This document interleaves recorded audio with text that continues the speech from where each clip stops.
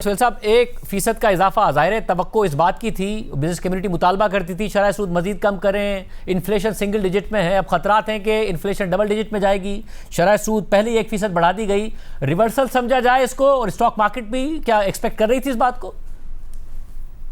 बिस्मिल्लाहिर्रहमानिर्रहीम।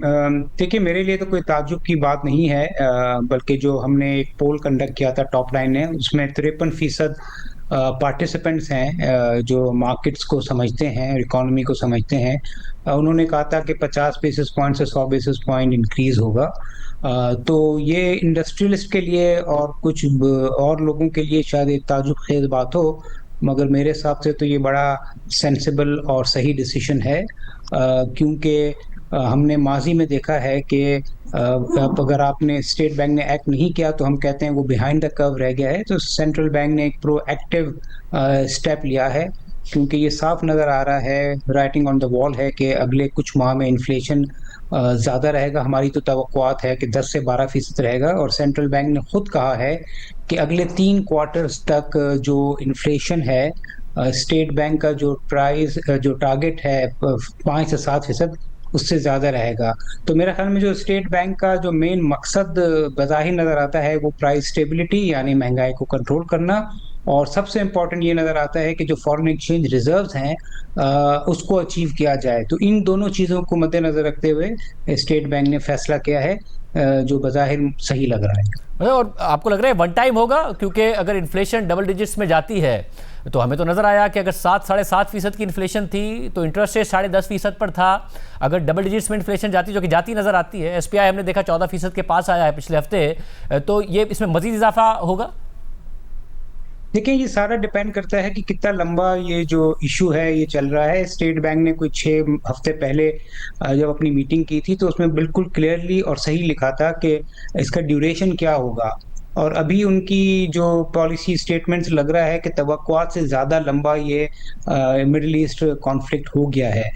तो आपके सवाल का जवाब ये है कि अगर ये अगले दो माह चलता रहा तो शायद, और ये महंगाई इसी तरह रही, तेल की कीमतें इसी तरह रही, इंश्योरेंस प्रीमियम और ट्रांसपोर्टेशन चार्ज इसी तरह रहा, तो चांसेस ये हैं कि वो बढ़ जाए।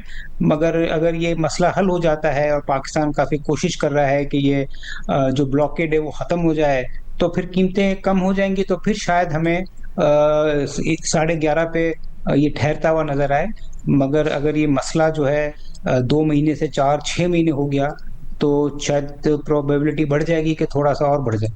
और जो मार्केट का बुल रन था, जो ज़ाहिर है 1,90,000 से भी ऊपर गई थी, मगर 27 फरवरी को भी 170 के आसपास आ गई थी, यानी एक करेक्शन हुई थी, वो अब ख़त्म ही होता नज़र आता है, क्योंकि वो बुल रन इस एंटिसिपेशन में था कि अब शायद इकोनॉमिक ग्रोथ की तरफ मुल्क जाएगा, या आपके ख्याल में मार्केट में भी जान नज़र आती है?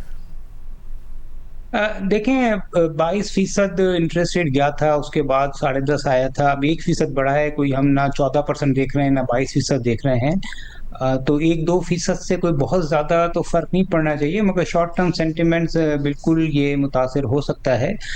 मगर आई थिंक इससे ज़्यादा अहमियत इसलिए है, इस चीज़ की है कि ये जो ब्लॉकेड है और कब ख़त्म होता है, और तेल की कीमतें बिलखुसूस कब कम होती हैं।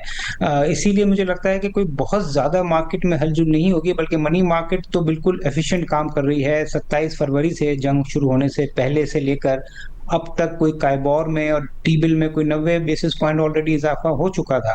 तो इसका मतलब है मनी मार्केट या करेंसी मार्केट में तो कोई ज़्यादा हलचल नहीं होगी। अलबत्ता स्टॉक मार्केट में थोड़ा बहुत असर हो सकता है, मगर वो भी बहुत अरसे शायद कायम ना रहे, क्योंकि ज़्यादा फोकस स्टॉक मार्केट का, पाकिस्तान की भी और दुनिया भर की, वो ये है कि ये ईरान और अमेरिका का सीज़ फायर एक्सटेंड हो और ये स्ट्रेट ऑफ हॉर्मुज़ है ये स्मूथ हो जाए।